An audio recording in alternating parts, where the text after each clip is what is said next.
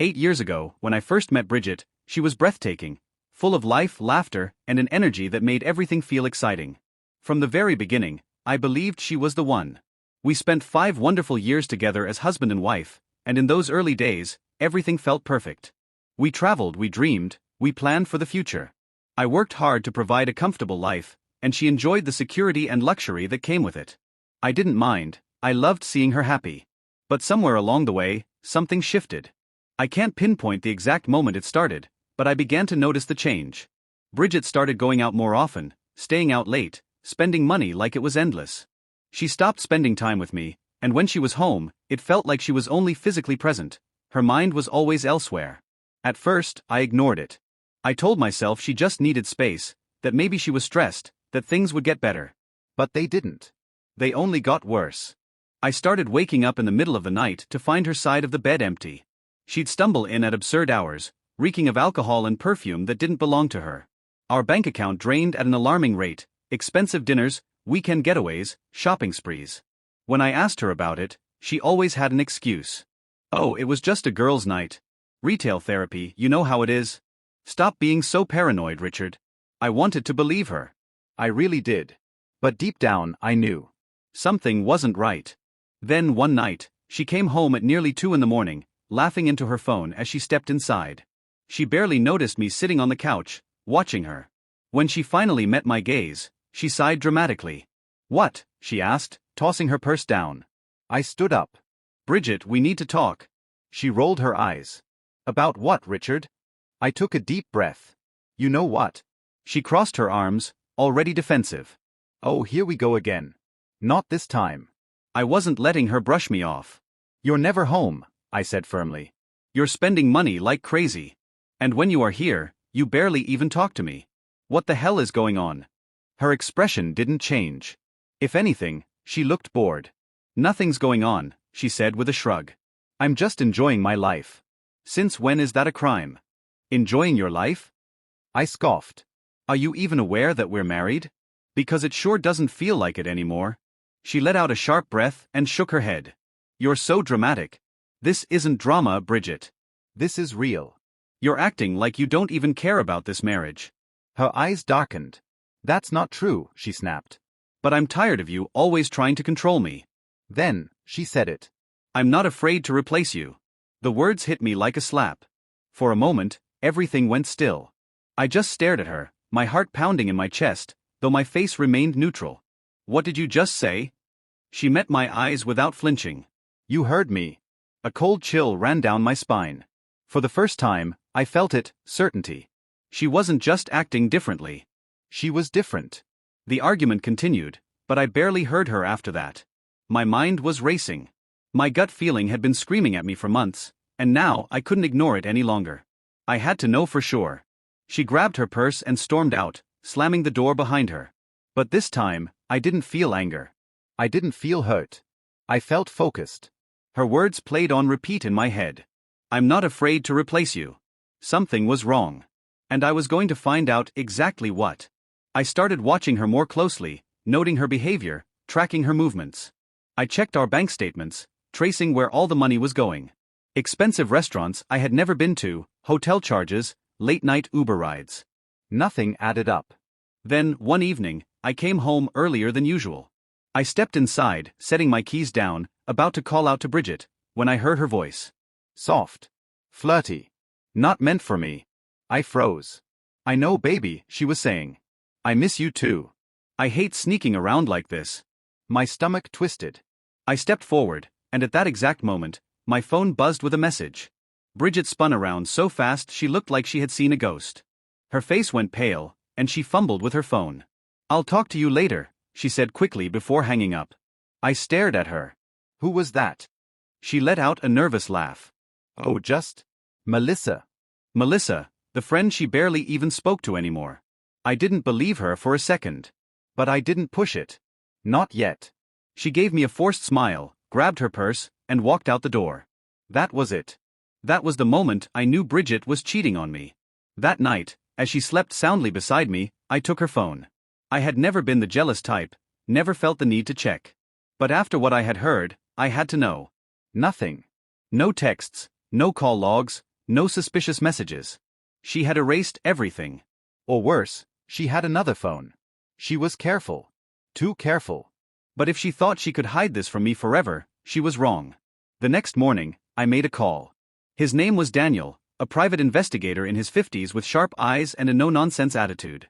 I met him at a quiet cafe across town and laid everything out: the late nights, the reckless spending, the phone call, and the erased messages.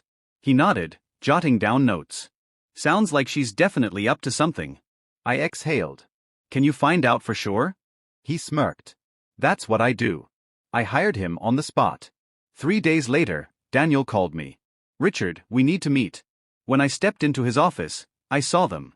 The photos. Bridget and him. A tall man with dark hair and a smug look on his face. In one picture, his arm was around her in a dimly lit bar. In another, they were at a restaurant, her hand resting on his. And the worst one, Bridget standing outside his house, kissing him before they walked inside together. I stared at the images, my body completely still. For a moment, I felt nothing. Then, like a flood, it hit me all at once. Anger. Disgust. Humiliation. I had suspected it. Deep down, I had known. But seeing it with my own eyes? That was something else entirely. Daniel cleared his throat. His name is Mike. I tailed them for 3 days. It's not just a fling. She's practically living a double life. I clenched my fists. I see that. Daniel gave me a knowing look. What do you want to do? I took a deep breath, grabbing the folder of photos. I'm going to handle this the right way. And that's exactly what I did. He handed her the folder with a quick nod, then turned and walked away without another word. Bridget looked down at it, a crease forming between her brows as confusion crossed her face. What is this? She asked, her voice hesitant. I didn't answer. I simply leaned back in my chair, watching as she flipped it open. The color drained from her face. What the hell is this? She whispered. You tell me, I said, my voice calm measured. Her hands trembled as she turned the pages, her eyes scanning the contents. Then she looked up at me, wide-eyed, panic creeping into her expression. Richard, these are divorce papers. Yeah, I said flatly. She swallowed hard. Why? I raised an eyebrow, amused by the act she was putting on. Why? Really? Bridget's lips parted as if searching for the right words, but none came. Richard, come on, she finally managed. You don't mean this. Oh, I do, I said. You wanted to replace me, right? Well, now's your chance. Pack your things. Get out. Her mouth opened and closed, but still, no words came. I transferred all the money from our joint account. By the way, I added, my tone deliberately casual. Figured I'd keep what's mine. Her eyes widened in shock. You what? You heard me. I leaned forward, resting my elbows on my knees. You can go stay with your new boyfriend now. She flinched, her mask cracking for the first time. What? Who? What are you talking about? I smirked. Come on, Bridget. Reaching into my bag, I pulled out a few photographs and placed them on the table between us. She hesitated before looking down, her eyes scanning the images. Bridget in a dimly lit bar, laughing as she leaned into another man. Bridget at a restaurant, her hand resting tenderly on his. Bridget outside his house, lips pressed against his before disappearing inside. Each image more damning than the last. Her breath hitched. What is this? She gasped, her voice barely above a whisper. Where did you get these? I exhaled slowly. I hired a private investigator. Silence stretched between us, thick and suffocating. I watched as her eyes flickered between shock and growing panic. Then, like a storm breaking, she exploded. You followed me, she shrieked, her voice rising. You invaded my privacy? That's disgusting, Richard. I laughed, a cold, humorless sound. I'm the disgusting one? That's Rich. She pushed back from the table, standing abruptly. Her legs wobbled, tears welling in her eyes. You're really doing this? I am. I crossed my arms. Now, are you going to pack your things, or do you need help? She let out a strangled sob before storming off, slamming the bedroom door behind her. I heard the muffled sounds of her crying as she threw her belongings into a suitcase. I didn't care. She made her choice. The divorce was smooth, for me at least. Bridget fought, of course. She cried, pleaded, begged. Then she got angry, demanding half of everything. But the moment my lawyer laid out the evidence of her affair, her case collapsed. She got nothing. No money. No house. No alimony. Nothing. She screamed at me in the courtroom after the ruling, her face red with fury. "You can't do this to me, Richard." I simply smiled. I already did. Eventually, she moved in with Mike. I didn't care. For the first time in years, I felt free. No more late nights wondering where she was. No more arguments, no more tension, no more feeling like I wasn't enough. I focused on myself. I hit the gym, reconnected with friends, took trips I had always put off. I even started dating again. Bridget became nothing more than a distant, bitter memory. Then, months later, my phone buzzed. A message. "Hey, can we talk?" I stared at the screen, my fingers hovering over the keyboard. Then I set the phone down without replying. An hour later, another message popped up. "Please, Richard. Just 5 minutes." Still, I didn't respond. The next night, as I was watching TV in the quiet of my home, a knock echoed through the apartment. I sighed, pushing myself up from the couch. When I opened the door, there she was. Bridget. She looked nothing like the woman I once knew. Her hair was a mess, dark circles framed her tired eyes, and her once pristine makeup was smudged, as if she had been crying. The confident, smug woman who had laughed in my face months ago was gone. In her place stood someone small, lost. Defeated. "Richard," she whispered, her voice shaking. "Please." I leaned against the doorframe, arms crossed. "Please what?" Tears welled in her eyes.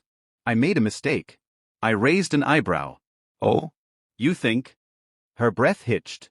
"Mike, he wasn't who I thought he was. We broke up." I smirked. "Wow. Shocking." She swallowed hard. I don't have anywhere to go." I let out a low whistle, shaking my head. "So what? You thought you could just come back? Back to me?" She sniffled, nodding desperately. "Can we just talk?" She reached for my arm, but I stepped back. "Talk about what?" I asked. "How you threw away our marriage for some loser. How you laughed at me behind my back." "I was stupid," she whispered, voice cracking. "I thought the grass was greener, but it wasn't. I miss you. I miss us." I shook my head slowly. "There is no us anymore." She wiped at her eyes, shoulders shaking. "Richard, please. I regret everything." I sighed, exhaling deeply. "Yeah, well, I don't." Then, without another word, I shut the door in her face. I stood there for a moment, listening to the sound of her quiet, broken sobs on the other side. And I didn't care.